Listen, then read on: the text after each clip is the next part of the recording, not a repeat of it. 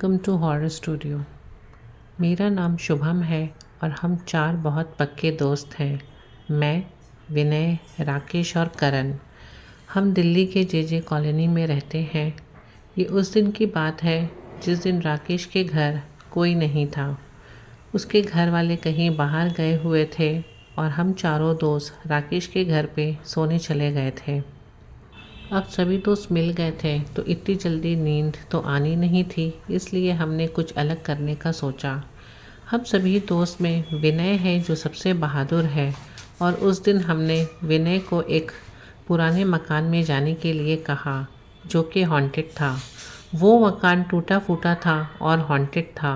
उस मकान की तरफ आज तक कोई नहीं जाता है।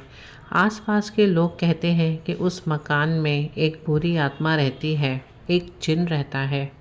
विनय को कहा कि अगर हिम्मत है तो उस मकान में जाकर दिखाए। विनय को इस बात पर विश्वास नहीं था और इसलिए वो वहाँ जाने के लिए रेडी हो गया। विनय करीब काफ़ी देर तक उस मकान के अंदर रहा और जब वो वहाँ से वापस बाहर आया तो बिना कुछ कहे बेड पर जाकर लेट गया और सो गया। हम दोस्तों ने उसका बहुत मजाक उड़ाया और सोचा कि शायद वो डर गया है। सुबह हुई और विनय के घर वाले आ गए। विनय अभी भी सोया हुआ था, लेकिन हम तीनों दोस्त उसके घर से चले गए। विनय की माँ उसके पास जाती है और उसे उठाती है कि आके नाश्ता कर लो। जब वो नाश्ते की टेबल पर आता है तो विनय अजीब-गरीब सी हरकत करने लगता है। ये देखकर उसकी माँ को काफ़ी परेशानी होती है और वो सोचने लगती है कि ये इस किस्म का क्यों कर रहा है। ये सोच के वो काफ़ी परेशान हो जाती है और विनय से पूछती है कि तुम्हें आखिर हुआ क्या है। उसकी आंखें लाल हुई होती हैं और वो काफ़ी गुस्से में रहता है, लेकिन वो टेबल पर प्लेट को उठाकर पटक देता है और गुस्से से घर के बाहर चला जाता है। इस वजह से उसके घर वाले और परेशान हो जाते हैं और सोचने लगते हैं कि आखिर इसे हुआ क्या है। घर से निकलने के बाद विनय अपने दोस्तों से मिला और बहुत अजीब तरह पेश आ रहा था। वो कभी किसी आदमी की तरह भारी आवाज़ निकाल रहा था, कभी अपने चेहरे को दायां बायां घुमा रहा था, कभी अपने गर्दन मोड़ रहा था। ये देखकर विनय के सभी दोस्त थोड़ा घबरा गए। ये राकेश ने सोचा कि इसकी माँ को जाके कल रात की सारी बात बतानी होगी। तो राकेश जाके रात की पूरी बात विनय की माँ को बता देता है।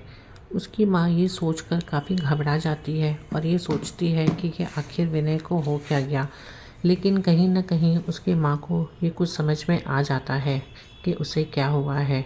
अब रात हो चुकी थी, लेकिन विनय घर नहीं आया। रात के करीब 10 बज रहे थे। विनय घर आया तो उसने शराब पी रखी थी। विनय ने कभी शराब को हाथ तक नहीं लगाया था।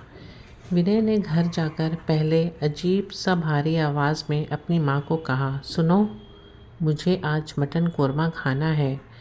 फिर उसने अजीब गरीब हरकत करना शुरू कर दी। कभी अपने गर्दन को घुमाता, कभी आँख से लाल लाल बड़ी आँखें निकाल कर अपनी माँ को घूरता। विनय अजीब अजीब सी हरकतें करने लगा, अजीब अजीब सी आवाज़ें निकालने लगा। विनय की माँ को अब समझ में आने लगा था, तो विनय की माँ ने ना आव देखा न ताव देखा। वो फ़ौरन एक बाबा को फ़ोन करने लगी और उन्हें घर आने के लिए कहने लगी। वो समझ गई थी कि विनय के अंदर जिन या कोई बुरी आत्मा आ गई है। थोड़ी देर के बाद जब पंडित घर आते हैं और वो विनय को देखते हैं तो उन्हें देख करके ही समझ में आ जाता है कि विनय के अंदर एक बुरी आत्मा आ चुकी है। पंडित जी पूजा करना शुरू कर देते हैं और विनय पे वो जिन हावी हो जाता है और वो सारी बात बताना शुरू कर देता है। विनय जिस पुराने मकान में गया था वहाँ पति पत्नी रहते थे और जिन्होंने लव मैरिज किया था, लेकिन लड़की के भाई को ये शादी पे एतराज़ थी, इसलिए उसने दोनों को ज़िंदा जला दिया। तब से उस पति पत्नी की आत्मा उस मकान में भटकती रहती है। लेकिन विनय उस मकान में गया तो उसके पति की आत्मा ने जब विनय के शरीर को देखा तो वो उसके शरीर पे कब्ज़ा कर लिया और अपनी बीवी के मरने के इंतकाम में वो सोचने लगा कि मैं इसके शरीर में आकर अपना बदला उसके भाई से ले सकूँगा। बस इसीलिए विनय कभी कभी अजीब सा आवाज़ निकालता और कभी अजीब सा हरकत करता। विनय की माँ ने पूजा करवाना शुरू कर दिया और पूजा के दौरान विनय काफ़ी अजीब गरीब सा हरकत करना शुरू कर देता है, लेकिन काफ़ी मुश्किलों के बाद विनय का शरीर उस जिन से मुक्त हो जाता है। अगर ये पूजा सही समय पे ना की जाती तो पता नहीं विनय से आगे कितनी बड़ी गलतियां हो जाती। अब विनय भी ठीक हो चुका था और उस जिन को भी मुक्ति मिल चुकी थी।